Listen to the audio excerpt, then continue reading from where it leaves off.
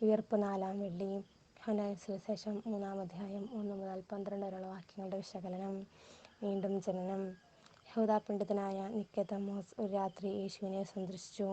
കാരണം യഹൂദ പാരമ്പര്യത്തെയും നേതൃത്വത്തെയും ചോദ്യം ചെയ്യുന്ന യേശുവിനോടുള്ള ആദരവ് ആരും അറിയരുതെന്ന് അവൻ ആഗ്രഹിച്ചു. മതവിശ്വാസങ്ങളിലും പാണ്ഡിത്യമുണ്ട്, ആചാരാനുഷ്ഠാനങ്ങൾ കൃത്യമായി അനുഷ്ഠിക്കുന്നുണ്ട് എന്നതാണ് ദൈവഭക്തിയെന്ന് അവർ കരുതി. അത് പാലിക്കാത്തവരെ ദൈവനിന്ദികളായി ഉന്മൂലനം ചെയ്യപ്പെടേണ്ടവരായി കണക്കാക്കി. മതാന്ധത ബാധിച്ച സാവൂൾ ദൈവപ്രീതിക്കായിട്ടാണ് ക്രിസ്ത്യാനികളെ വധിക്കുവാൻ പുറപ്പെട്ടത്. തങ്ങളുടെ പക്ഷം അല്ലാത്തവരെയെല്ലാം കൊന്നൊടുക്കണമെന്ന പൈശാചിക ചിന്ത ഇന്നും നമ്മുടെ സമൂഹത്തിലുണ്ട്. ഓരോ ദിവസവും ചെല്ലുന്തോറും ഈ മതവൈകാര്യവും വികാരതയും വർദ്ധിച്ചുകൊണ്ടിരിക്കുകയാണ്. വീണ്ടും ജനിക്കണമെന്ന് യേശുവിൻ്റെ ഉപദേശം ഈ അധമ ചിന്താഗതിയിൽ നിന്നും മോചനമാണ് സൂചിപ്പിക്കുന്നത്.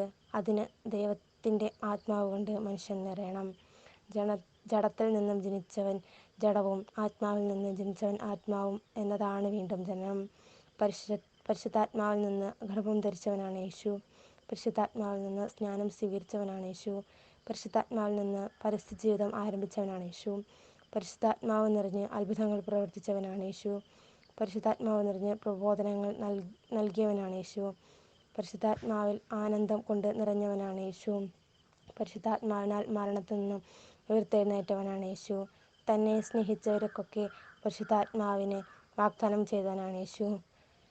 ജനനം മുതൽ മരണം വരെ പരിശുദ്ധാത്മാവ് കൊണ്ട് നിറഞ്ഞ യേശു. ഇത് വീണ്ടും ഒരു ജനനത്തെക്കുറിച്ച് പറയുമ്പോൾ ഹൃദയത്തിൻ്റെയും ആത്മാവിൻ്റെയും പുതിയൊരു സൃഷ്ടിയാകണമെന്ന് പറയുന്നത്. ആദ്യ ശിഷ്യന്മാർക്കും പിന്നീട് സാവൂളിനും തുടർന്ന് അവരെ തേടുന്ന എല്ലാവർക്കും നൽകുന്ന ദൈവത്തിൻ്റെ ദാനമാണ് പരിശുദ്ധാത്മാവ്. മനുഷ്യനെ ദൈവിക വരങ്ങൾ കൊണ്ട് നിറയുന്ന ശക്തിയാണ്